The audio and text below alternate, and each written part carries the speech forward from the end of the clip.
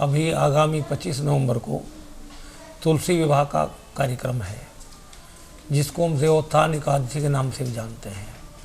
जहाँ तक पुरानी कथाओं की बात है, ये हमारी एक आध्यात्मिक प्रमाणित बात है कि आदिकाल में जालंधर नाम के एक असुर हुए, जिनको वरदान प्राप्त था कि वो साधारणतया नहीं मरेंगे, स्वयं भगवान को ही किसी न किसी रूप में उनका वध करना पड़ेगा।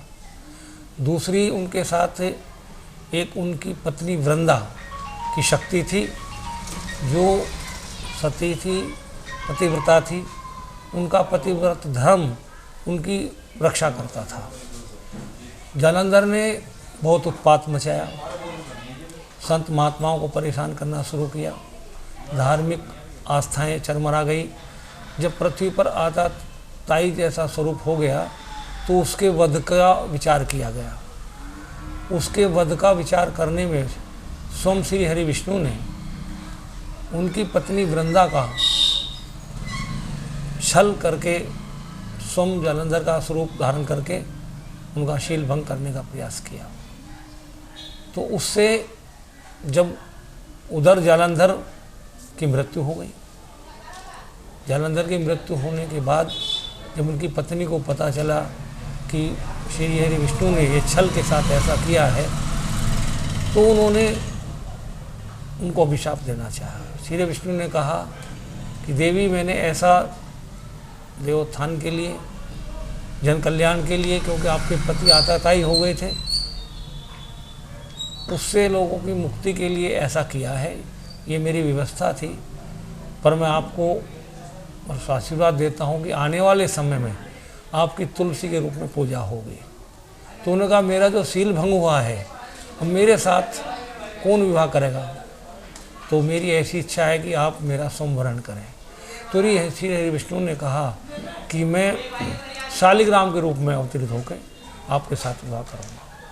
तो ये जो एक देवोत्थान एकादशी है, ये देवशयन के बाद, गुरु पूर्णिमा के बाद देवशयन माना जाता है। चतुर्मास के बाद देवोत्थान एकादशी होती, देवताओं का शयन उत्थान होता है, जागृत अवस्था में आते हैं। उसी दिन भगवान श्री हरि ने शालिग्राम के रूप में, जो तथाकथित वृंदा जो थी तुलसी के रूप में थी, उसके साथ विवाह किया।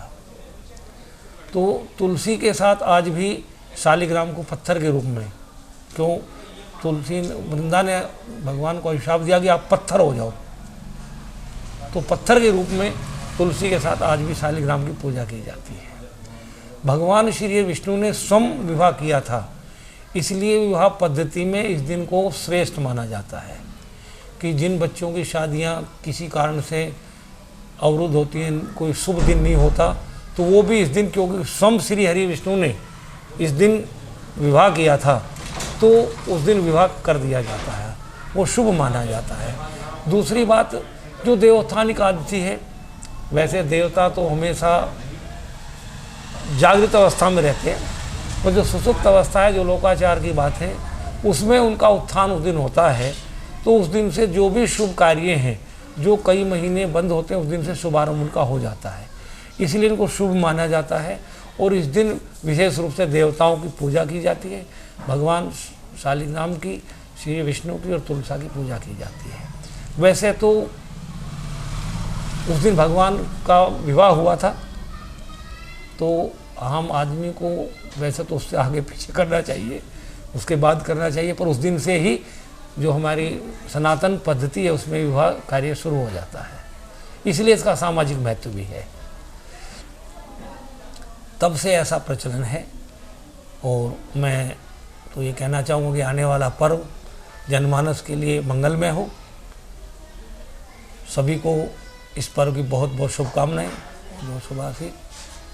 अगर आप ये वीडियो YouTube पर देख रहे हैं तो हमारे चैनल को सब्सक्राइब करें और बेल आइकन को दबाना ना भूलें। अगर आप Facebook पर ये वीडियो देख रहे हैं तो हमारे पेज को लाइक करें।